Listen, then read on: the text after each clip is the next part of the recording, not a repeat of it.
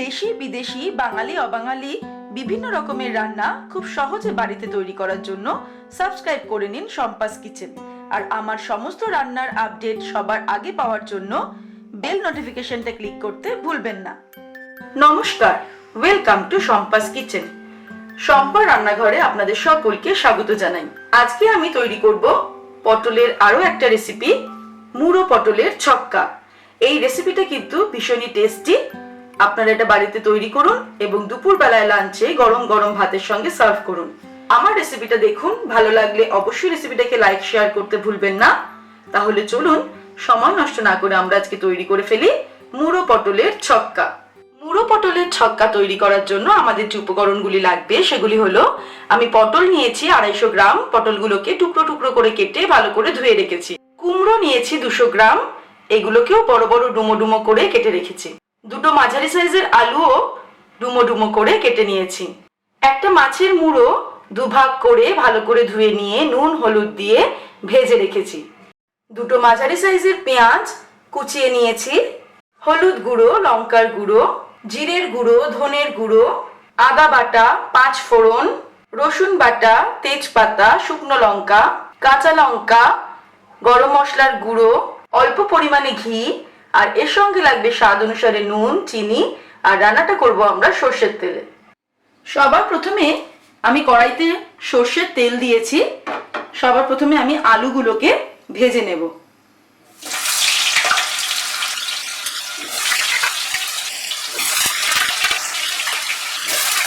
আলু ভাজার সময় অল্প একটু হলুদ আমি এর মধ্যে ছড়িয়ে দিলাম, আর অল্প একটু নুন দিয়ে দিচ্ছি। আলুটাকে কিন্তু খুব ভালো করে ভেজে নিতে হবে। আলুগুলো খুব ভালো করে ভেজে নিয়ে একটা বাটিতে তুলে নিলাম। এবারে আমি পটলগুলো ভেজে নেব।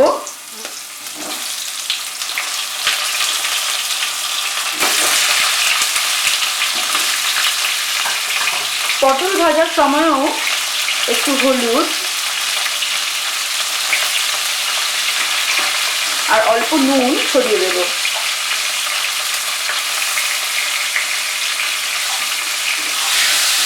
পটলগুলোকেও খুব ভালো করে কিন্তু ভেজে নিতে হবে। পটলগুলো খুব ভালো করে ভেজে নিয়ে আমি তুলে নিলাম। আলু পটল ভেজে নেওয়ার পর এবারে আমি কুমড়োগুলোকেও ভেজে নিচ্ছি। কুমড়ো ভাজার সময়ও অল্প হলুদ আর নুন দিয়ে নেব।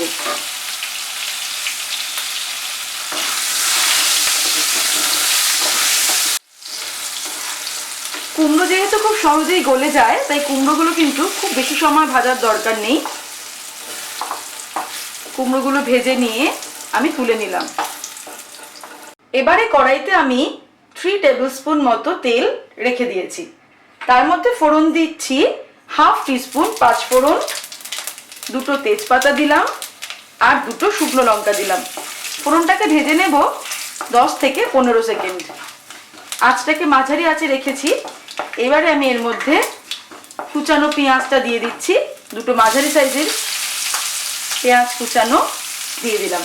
পেঁয়াজটাকে একটু সময় নিয়ে ফ্রাই করব, মাঝারি আঁচে রেখে।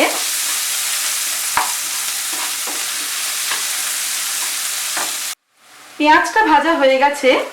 এবারে এর মধ্যে আমি অ্যাড করছি আদা বাটা। আমি 1 টিস্পুন আদা বাটা দিলাম আর 1/2 টিস্পুন রসুন বাটা দিলাম। আরো 2 মিনিট আমি মাঝারি আঁচে এটাকে ফ্রাই করব। আদা রসুনের কাঁচা গন্ধটা তাতে চলে যাবে।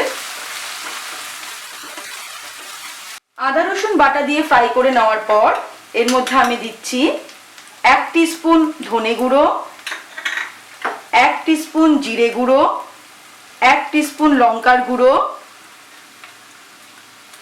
1/2 টিস্পুন হলুদ গুঁড়ো, স্বাদ অনুসারে নুন।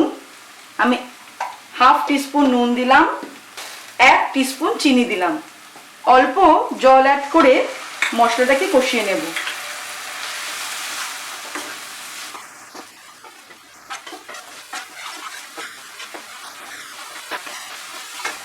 মাঝারি আঁচে আমি মশলাটাকে 2 মিনিট কষিয়ে নিলাম। মশলা থেকে তেল বেরিয়ে গেছে।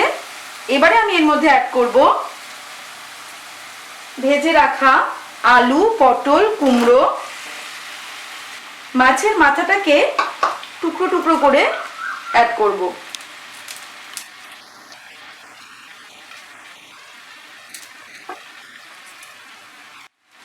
এবারে আমি আঁচটাকে বাড়িয়ে দিয়ে মশলার সঙ্গে সবজিগুলোকে মিশাতে থাকবো আর কষাতে থাকবো। হাই ফ্লেমে কষাতে কষাতে এর মধ্যে আমি অ্যাড করে দিচ্ছি গরম মশলার গুঁড়ো। 1/2 টিস্পুন আমি গরম মশলার গুঁড়ো দিলাম আর কাঁচা লঙ্কাটা দিয়ে দিলাম। ঝাল, নুন, মিষ্টিটা কিন্তু নিজেদের স্বাদ অনুসারে অ্যাড করতে হবে। হাই ফ্লেমে আমি এটাকে 2-3 মিনিট কষাবো।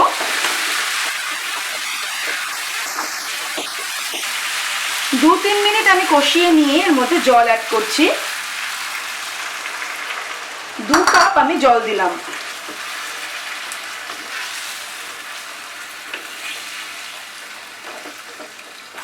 আর একটু জল লাগবে, আরো আমি 1/2 কাপ মতো জল দিলাম।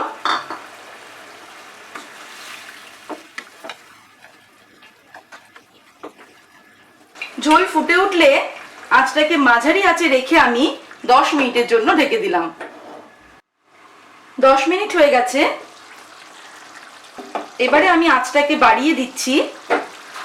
দেখে নিতে হবে আলু আর পটল আর কুমড়োটা সিদ্ধ হয়ে গেছে কিনা। আর নুন, ঝাল, মিষ্টিটা কিন্তু নিজেদের স্বাদ অনুসারে অ্যাড করতে হবে। হাই ফ্লেমে আমি এটাকে 2-3 মিনিট ফুটিয়ে নিলাম। এবার সব শেষে আমি অ্যাড করছি 1 টিস্পুন ঘি, আরো 1/2 টিস্পুন গরম মশলার গুঁড়ো। এবারে আমি ওভেনটাকে অফ করে দেব, দিয়ে এটাকে আমি 5 মিনিটের জন্য ঢেকে রাখবো। তারপর গরম গরম মুড়ো পটলের ছক্কা আমি গরম গরম ভাত অথবা রুটি, লুচি, পরোটার সঙ্গে সার্ভ করব। তৈরি হয়ে গেছে আমাদের আজকের রেসিপি মুড়ো পটলের ছক্কা। আপনারা দেখলেন আমি এই রেসিপিটা কিভাবে তৈরি করলাম। রেসিপিটা ভালো লাগলে রেসিপিটাকে লাইক করতে, শেয়ার করতে ভুলবেন না। আর নিত্য নতুন রেসিপির আপডেট পাওয়ার জন্য এক্ষুনি আমার চ্যানেলকে সাবস্ক্রাইব করে নিন। সুস্থ থাকবেন, ভালো থাকবেন। আমি আবার হাজির হব নতুন নতুন রেসিপির সঙ্গে। নমস্কার।